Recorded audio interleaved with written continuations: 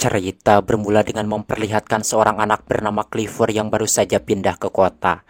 Dan saat itu dirinya tinggal di sebuah hotel mewah bersama ayah dan neneknya. Karena ayahnya yang bernama Paul adalah seorang manajer di hotel tersebut. Hi, Dad. Where is he?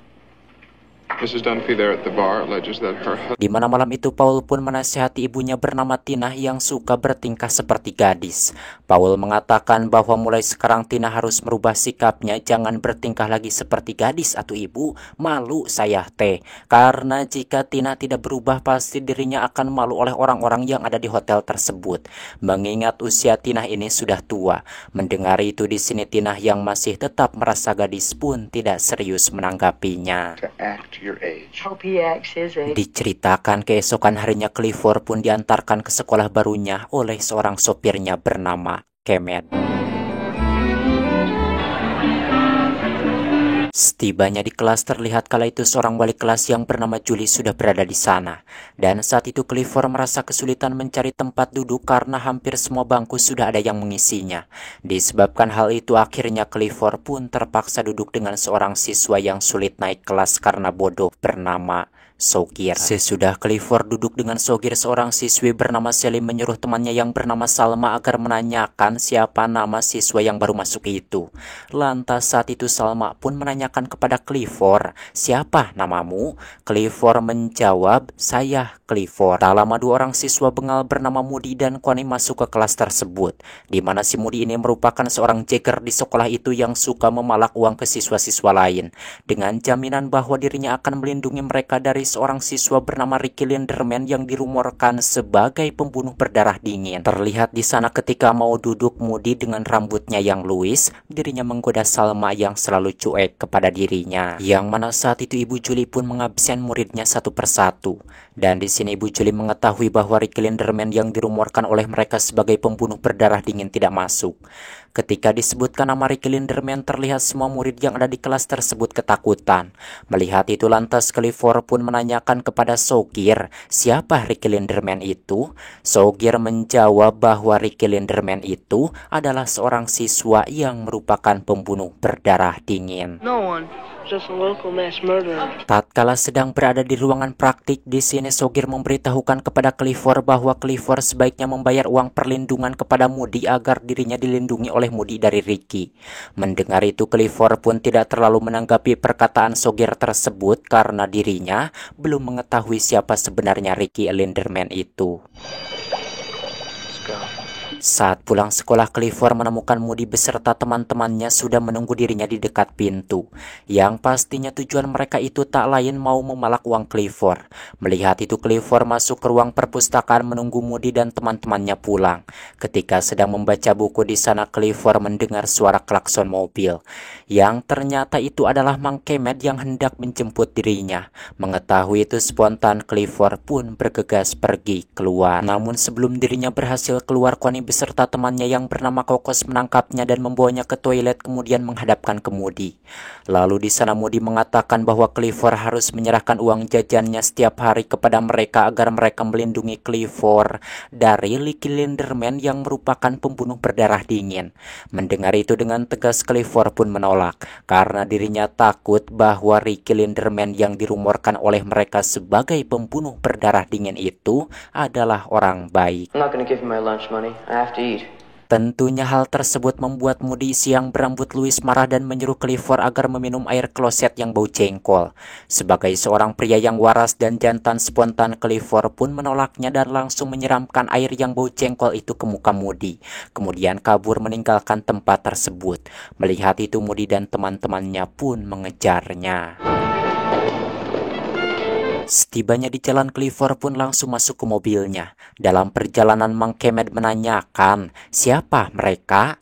Clifford menjawab bahwa itu adalah Moody beserta teman-temannya yang ingin memeras uang jajannya. David, yeah. Malamnya ayahnya yang sudah mengetahui dari Kemet bahwa Clifford dipalak oleh Moody pun mengatakan kepada Clifford bahwa tadi siang dirinya sudah menghubungi kepala sekolah yang bernama Mail supaya menasehati Moody. Mendengar itu Clifford pun ngegebek rewas karena dirinya takut diincar oleh Moody beserta teman-temannya.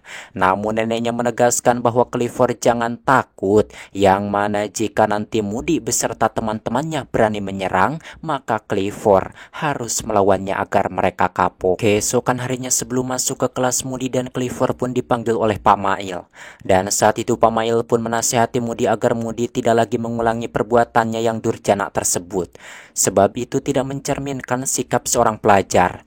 Pak Mail mengatakan bahwa kali ini dirinya memaafkan Moody, akan tetapi jika Moody mengulangi lagi perbuatannya, maka dirinya tidak akan segan-segan mengeluarkan Moody dari sekolah tersebut. Setelah Moody keluar, Pak Mail meminta kepada Clifford agar Clifford jangan takut kepada Moody beserta teman-temannya, karena sebenarnya mereka itu adalah siswa cengeng yang belaga sok jagoan. Terlihat di sana ketika Clifford hendak masuk ke kelas, Moody mencegatnya. Moody mengatakan bahwa mulai hari ini Clifford harus berhati-hati, sebab dirinya beserta teman-temannya tidak akan pernah membiarkan Clifford nyaman berada di sekolah tersebut.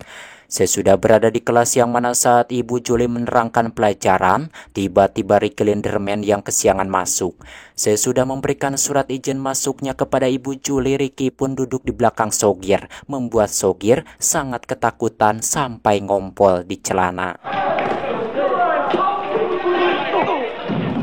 Setelah selesai latihan bermain basket di sana, Clifford menemukan pakaian beserta bukunya sudah ditumpuki sampah. Dan itu tak lain pastinya perbuatan Moody beserta teman-temannya. Lantas saat itu Clifford pun berniat membersihkan pakaiannya tersebut. Namun sialnya sabunnya malah habis. Dan ketika Clifford hendak keluar, dirinya mendengar Moody beserta temannya yang bernama Owil hendak masuk ke tempat tersebut. Mendengar itu Clifford pun bersembunyi di toilet. Namun sialnya di sini Clifford ketahuan oleh Moody dan Owil. Lalu kala itu Moody pun menghampiri Clifford dan memintanya uang keamanan. Dan saat Moody sedang memaksa Clifford, Ricky yang kebetulan berada di toilet sebelahnya keluar membuat Moody ketakutan dan langsung pergi meninggalkan Clifford. Melihat Moody ketakutan oleh Ricky, spontan Clifford pun mengejar Ricky. Clifford mengatakan bahwa Moody beserta teman-temannya meminta uang kepada dirinya dan juga ke siswa yang lain dengan jaminan bahwa mereka akan melindungi dirinya dari Ricky.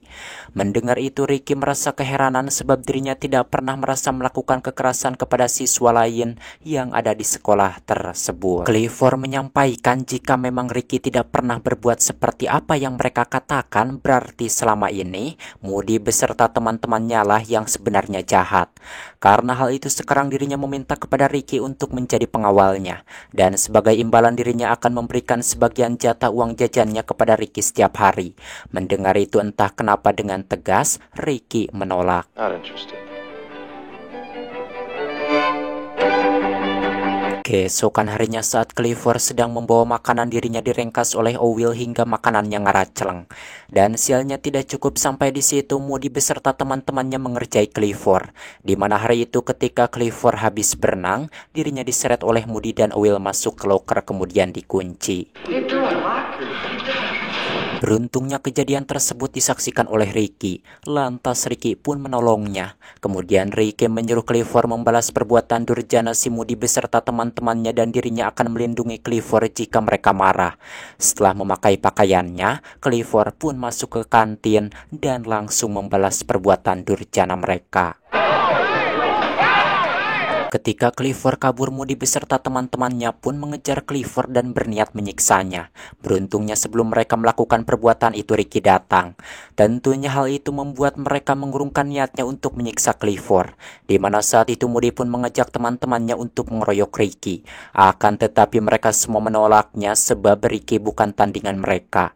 Selepas teman-teman Moody pergi, Sogir yang selama ini sudah muak kepada Moody pun menghampiri Moody dan melecinya, menjadikan Moody tidak bisa berkutik disebabkan dirinya takut sama Ricky. Sepulangnya sekolah, Clifford mengajak Ricky berteman karena Clifford menyangka Ricky tadi bersedia membantu dirinya itu bahwa Ricky ingin berteman dengan dirinya. Namun Ricky mengatakan bahwa dirinya tidak bisa menjadi teman Clifford. Dan apa yang tadi dilakukannya itu hanya sekedar untuk menumbuhkan keberanian Clifford agar Clifford berani melawan Moody beserta teman-temannya. Disebabkan Ricky tidak mau berteman dengan dirinya, suatu hari Clifford yang merasa penasaran pun menanyakan kepada Ibu Julie, kenapa Ricky selalu menutup diri tidak mau berteman dengan siapapun, dan apakah benar bahwa Ricky itu adalah seorang pembunuh? Ibu Julie mengatakan bahwa dirinya tidak pernah mendengar Ricky melakukan penganiayaan ataupun pembunuhan baik di dalam sekolah maupun di luar sekolah. Yang dirinya tahu bahwa 1 tahun yang lalu adik Ricky mengakhiri hidupnya menggunakan beceng milik ayahnya yang disimpan di lemari. Sialnya kala itu orang yang pertama menemukan mayat adiknya tersebut adalah Ricky. Hingga sejak saat itu Ricky dirumorkan sebagai pembunuh berdarah dingin. Dan dirinya menjadi tidak mau berteman dengan siapapun, padahal sebenarnya Ricky adalah orang baik. Sesudah mengetahui bahwa Ricky itu bukanlah seorang pembunuh, Clifford pun menjadi semakin ngotot ingin berteman dengan Ricky. Hingga sepulangnya sekolah dirinya menyuruh Mang Kemet agar mengikuti Ricky. Namun ketika menemukan jalan yang sempit, di sini Mang Kemet kesulitan mengikutinya, membuat Clifford terpaksa mengikuti Ricky dengan berjalan kaki. Hey, what are you doing? Hey, Cliff, come back. Hey.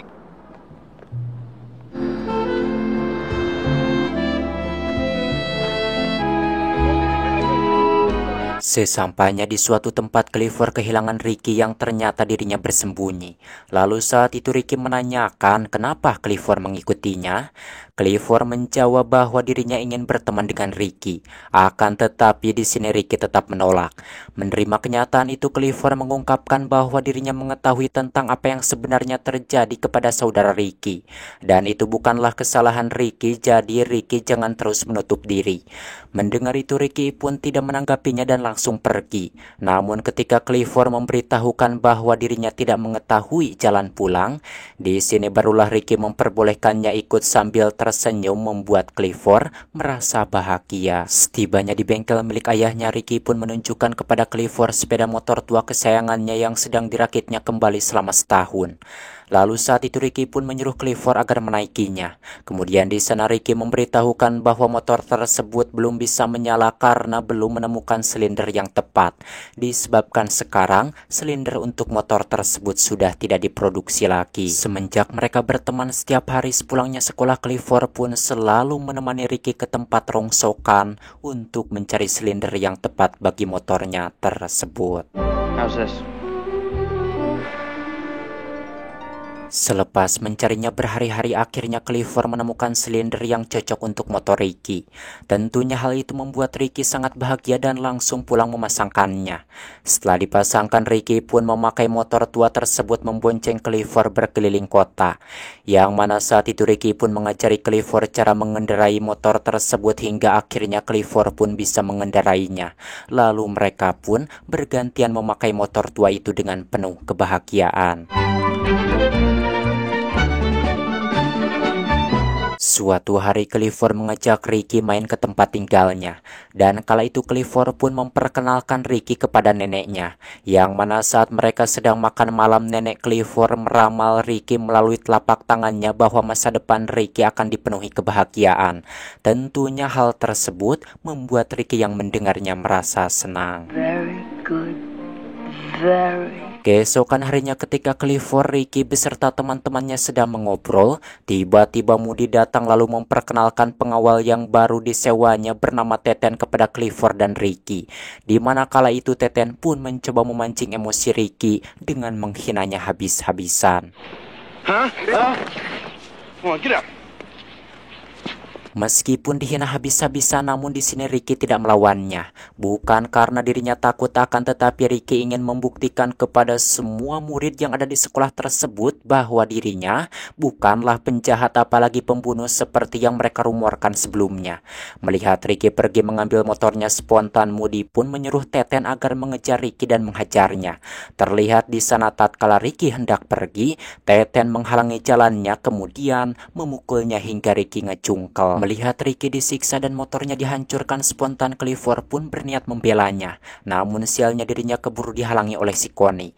Walaupun Moody dan Teten terus menyiksanya, akan tetapi di sini Ricky tetap tidak mau melawannya. Tentunya hal itu membuat Moody menjadi semakin berani sampai dirinya tega membuang motor Ricky ke danau. Lalu kala itu Clifford pun menanyakan kepada Ricky kenapa dirinya tidak melawan padahal disiksa habis-habisan.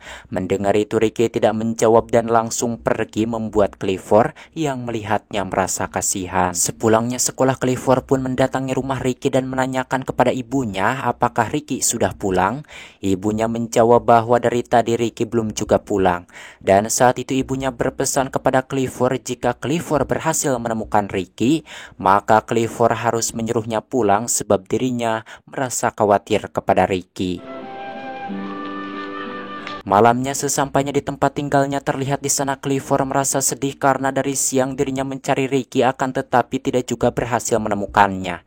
Namun tanpa disangka ketika Clifford keluar, dirinya menemukan Ricky sudah ada di sana menunggunya.